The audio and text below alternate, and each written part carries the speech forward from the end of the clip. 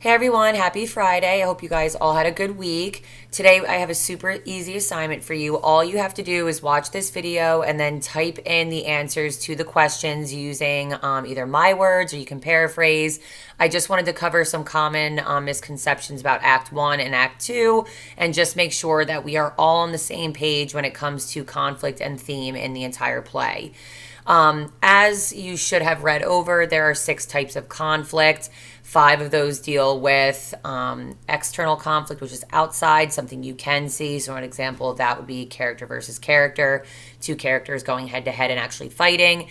The only example of internal, think inside conflict, is character versus self, which is a problem within the character's own mind. All right, so like I said, all you have to do, fill in the correct answers. I'm going to go over this and hand it in.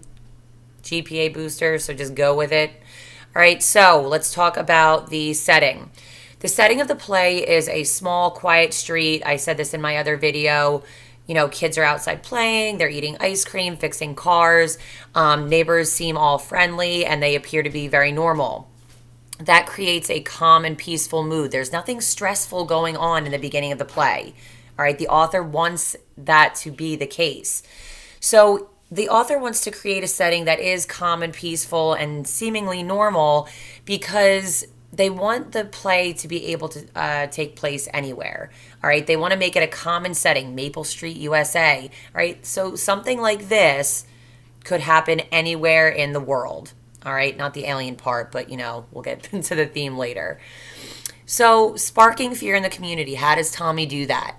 Once he sees a flash in the sky, Tommy causes panic because he puts the idea of aliens in everybody's mind. Right? He claims aliens are living among them, and that basically causes everyone in the community to start pointing fingers, and they get scared. So the major conflict in Act 1 would be man versus man. A lot of you said man versus society or man versus supernatural. Nothing supernatural that we knew about had happened yet. All right. And there was also no societal, really, issues going on. The main one was man versus man because everyone is ganging up on Les Goodman. Let me explain that really quick. A lot of you guys thought because it was Les versus the rest of the people and they were all blaming him that it was person versus society. That's not the case. Person versus society is when you're going against like a norm, like, all right, homework or something like that, or bullying. When you're going against something that everyone else is, typically used to. So it's man versus man because everyone's kind of starting to blame each other, particularly Les. So, explaining that conflict, the townspeople turn on Les Goodman because his car starts. Then they start talking about how he stares up at the sky at night. He's a really weird guy. So everyone's like, you've got to be the alien. It's you. And they all start to basically form that mob mentality. So at the end of Act 1, the mood switches from calm and peaceful to tense and panicked because they all turned into a mob of scared and angry people, all right? They didn't know what was going on, and they let fear take over. Okay, so make sure you're typing in that. You can pause this video whenever you need to. Act 2 is going to start now, so we'll go over that one. Act 2 starts off with tension because Les and his wife are in the house and all the townspeople are all outside staring at him, watching his every move. So that obviously starts off with that uneasy, tension-filled mood. The conflict increases because as the townspeople grow more and more panicked, they begin pointing fingers at everyone. All right, so for example, throughout Act 2, we had pointed fingers at Steve because he had a radio no one knew about. The blame even turned to Charlie because the lights go on at his house. We even get to the point where they blame Tommy because he knew about the aliens.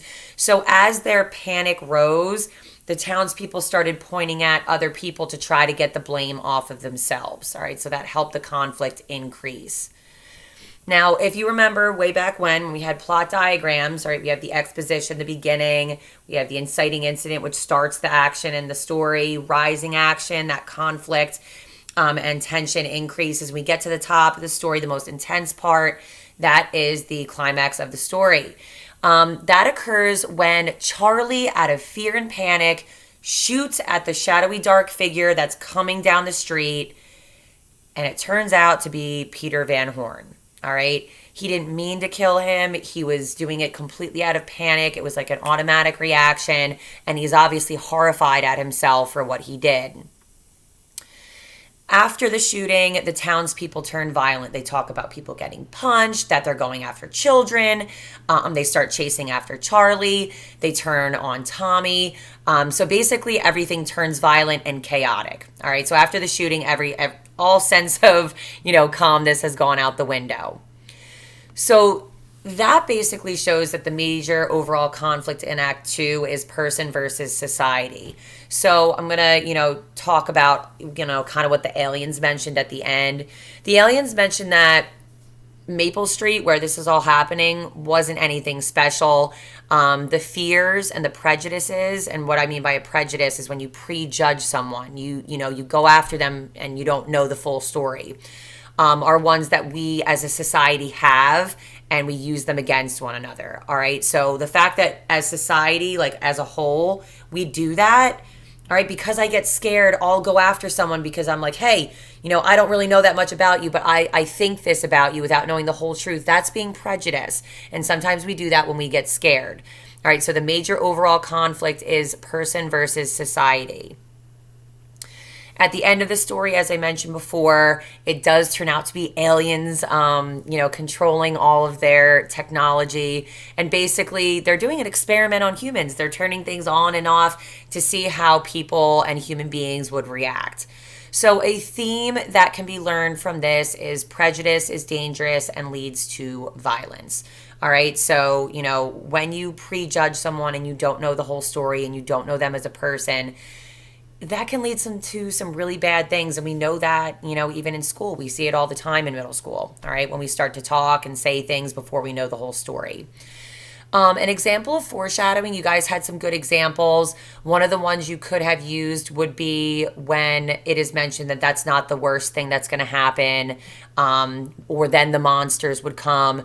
Any of those work. But example of foreshadowing is like predicting that the people would go chaotic and they would go violent. So when the townspeople mention that's not the worst that's going to happen to us, that's an example of foreshadowing. All right. If you have any questions about the play in itself, you can comment on the class comments below. I'll answer them before the test next week. And that's pretty much it. So as long as you answered all these questions, turn it in, easy 100, and that's that. All right. Enjoy your weekend, guys.